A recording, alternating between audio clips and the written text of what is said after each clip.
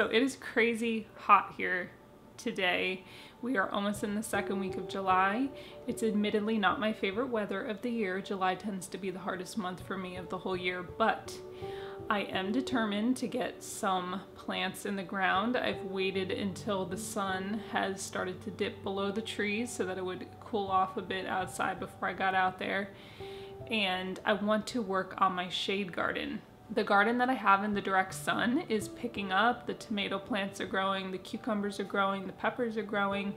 The echinacea bloomed last week. The elderflowers on the elderberry bushes are starting to slowly turn into elderberries. It looks like we're gonna get a really good harvest this year. And my bee balm has bloomed. One of my favorite herbs and flowers of all time. It is absolutely gorgeous and it is a must-have in a cottage style garden. I will say that over the last few years of gardening and learning about plants, shade gardens have become one of my absolute favorite type of gardens to produce. Mind you, it's a little bit trickier, but when you get some of these shade plants established and they begin to spread and they find their spot and the soil's right, it just creates such a beautiful landscape in shady areas.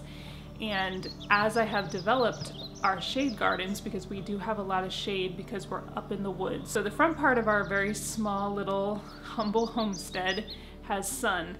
Everything else up top is shady. And so that posed some difficulties for me in the first few years as I was learning.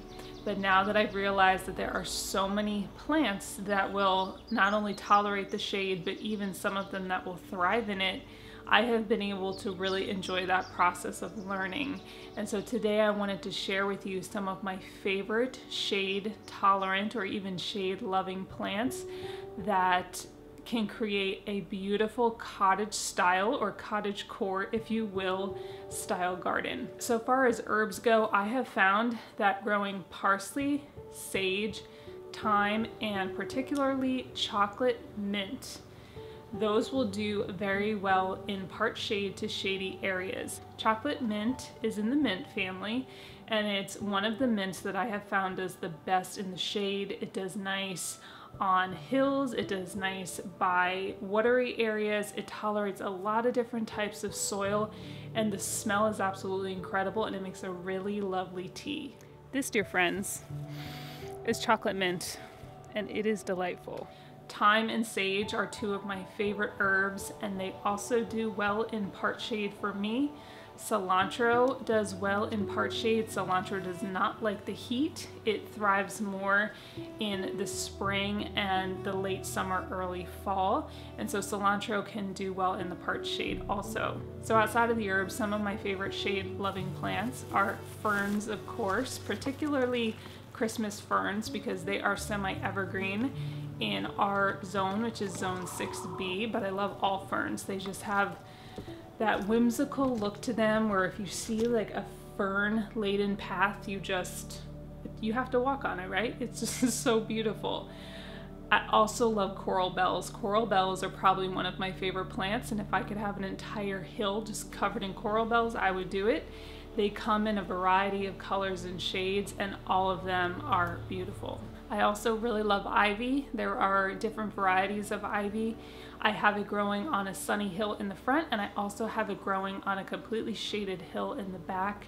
There's something about ivy, it just gives all the feels, and it makes me feel cozy, and it really adds to that cottage garden look as well. Hostas, which are not evergreen, but they will come back every year and they will get bigger as they come back year after year. Hostas are absolutely beautiful, and this time of year in July is when the hostas are blooming with their flowers. Sedums are another one of my favorite. Certain varieties of sedums will grow in part shade to shade, and they have a cascading effect as they grow. So if you wanted to grow them in a pot or a cascading bed or over a rock wall, those are a really nice touch. I like to grow them alongside the ivy. Wild ginger is a beautiful shade plant.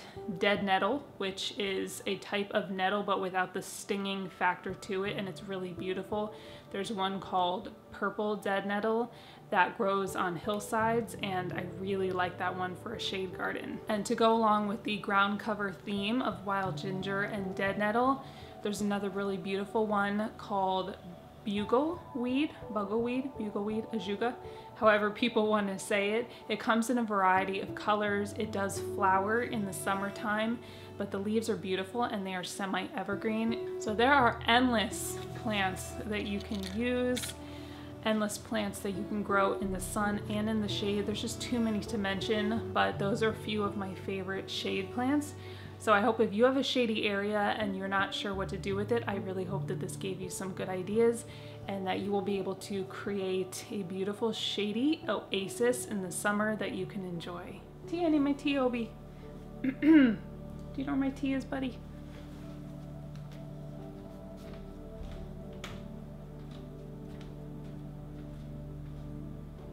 I've had a few people make some interesting comments about the over-romanticizing, I guess in some people's view, or this over-creating aesthetic around everything. Hence the idea of a cottagecore style garden. But here's my thing. The world is a bit crazy. I mean, I think everybody would agree that it's a little off kilter at the moment.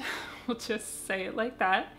And I don't see the problem with focusing on beautifying the little things. It's just putting a seed in the ground and watching it grow and being in awe of it and being thankful for it and being in tune with the way that things change with the seasons. There's so much going on in the world that we can't control. But there's something so pure and wholesome about being in the ground and being able to really appreciate things that are simple in their complexity and pure and good and right. And honestly, if the ship is going down, there's nothing wrong with singing a little tune and playing the fiddle as it goes down. So I'm going to continue to grow the green things, and I hope that you will too, because there really is something about connecting with creation in that way. Even if you only have space for a few pots on a shady balcony in your window, there are some really beautiful things that you can grow, and it just plants make people happy, truly. Gardening has been such a cool experience. I've learned so much, and I hope that this will inspire you to grow more of the green things.